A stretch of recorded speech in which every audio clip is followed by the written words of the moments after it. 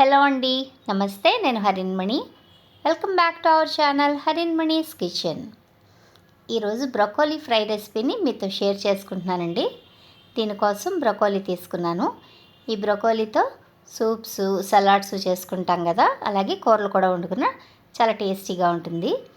ఇప్పుడు దీన్ని చిన్న చిన్న ముక్కల కింద కట్ చేసుకోవాలి. దీని కాడను కూడా తొక్క తీసేసి చిన్న చిన్న ముక్కల కింద కట్ చేసేసుకున్నాను. దీనికోసం స్పెషల్గా మసాలా అయితే ఫ్రై చేసుకుంటున్నానండి. దీనికోసం అర స్పూన్ ధనియాలు, పావు స్పూన్ జీలకర్ర, పావు స్పూన్ సోంపు, అలాగే ఒక యాలుక, చిన్న చెక్క, 4 లవంగాలు, ఒక అర స్పూన్ గసగసాలండి. ఇవన్నిటిని డ్రై రోస్ట్ చేసుకుని పక్కన పెట్టేసుకోవాలి. ముందుగా ప్యాన్లో ఆయిల్ వేసుకుని వేడెక్కిన తర్వాత పచ్చిమిర్చి, కరివేపాకు వేసుకుని, అలాగే ఉల్లిపాయ ముక్కలు కూడా వేసేసుకుని టేస్ట్కి సరిపడా సాల్టు, కొద్దిగా పసుపు వేసి స్టవ్ని సిమ్లో పెట్టేసుకుని మూత పెట్టి ఉల్లిపాయలు మగ్గించేసుకోవాలి. నిన్నటి పొడుపు కథ మీరందరూ చూసే ఉంటారండి, కానీ ఎవ్వరూ ఆన్సర్ చెప్పలేదు. అంటే మీకు తెలుసు కానీ చెప్పలేదు. దీనికి ఆన్సర్ వచ్చి దీపం అండి. ఇల్లంతా వెలుగు, బల్ల కింద చీకటి. ఇప్పుడు రెండో పొడుపు కథ కూడా నేను మీతో షేర్ చేసుకుంటున్నాను. దీనికైనా మీరు ఆన్సర్ చెప్తారని నేను ఆశిస్తున్నానండి. ఓకే. రెండోది, ఎర్రటి పండు మీద ఈగైనా వాలదు. ఓకేనండి. ఉల్లిపాయ ముక్కలు బాగా మగ్గిపోయినాయి. ఇప్పుడు ఇందులో కొద్దిగా అల్లం వెల్లుల్లి పేస్ట్ వేసేసుకుంటున్నాను. ఈ అల్లం వెల్లుల్లి పేస్ట్ కూడా మంచి వాసన వచ్చే వరకు వేయించేసుకోవాలి.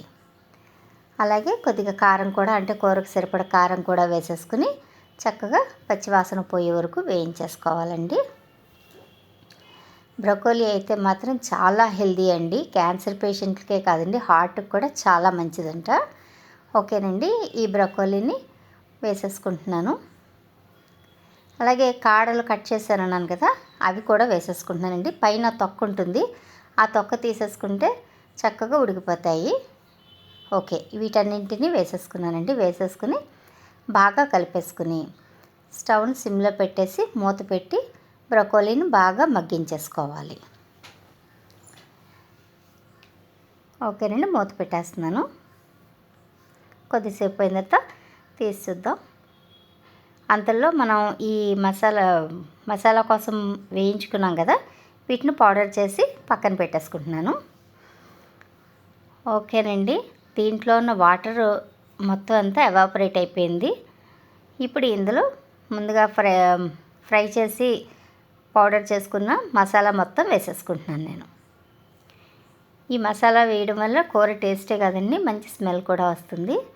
ఓకేనండి. దీన్ని బాగా కలిపేసుకుంటున్నాను నేను. మామూలుగా అయితే ఓన్లీ పెటల్స్ ఒకటే వేసుకుంటే దానికి వాటర్ వేయక్కర్లేదండి. అడుగున స్టెమ్ కూడా వేసాం కాబట్టి కొద్దిగా వాటర్ వేసుకుంటున్నానంటే కాస్త పచ్చి ఉన్నా ఉడికిపోతుంది, లేదంటే పచ్చి వాసన ఉన్నా కూడా పోతుందని. ఓకేనండి. మూత పెట్టి స్టవ్ని సిమ్లోనే పెట్టి ఉడికించుకున్నాను. ఓకేనండి. ఒకసారి కలుపుకొని చూద్దాము. ఆ కాడలు అవి బాగా ఉడికిపోతే మాత్రం హై ఫ్లేమ్లో పెట్టేసుకుని వేయించేసుకోవచ్చు. ఓకేనండి. ఇప్పుడు హై ఫ్లేమ్లో పెట్టేసి వదిలేసాను నేను. ఇప్పుడు మూత తీసి చూద్దాం. ఓకేనండి. రెడీ అయిపోయింది. హెల్దీ అండ్ టేస్టీ అయిన బ్రొకోలీ ఫ్రై రెసిపీ రెడీ అయిపోయిందండి. చూసారుగా పొడి పొడిలాడితే ఎంత బాగా వచ్చిందో. ఇది చపాతీలోకే కాదండి, రైస్లో కూడా చాలా బాగుంటుంది. ఈ రెసిపీ కనుక మీకు నచ్చినట్లయితే మీరు కూడా మీ ఇంట్లో ట్రై చేసి ఎలా ఉందో కామెంట్ చేయండి. నచ్చితే లైక్ చేయండి, అలాగే నా వీడియోని షేర్ చేయండి. మరిన్ని రుచికరమైన వంటల కోసం నా ఛానల్ సబ్స్క్రైబ్ చేసుకుని నోటిఫికేషన్స్ ఆన్ ఉంచుకోండి. Thank you for watching.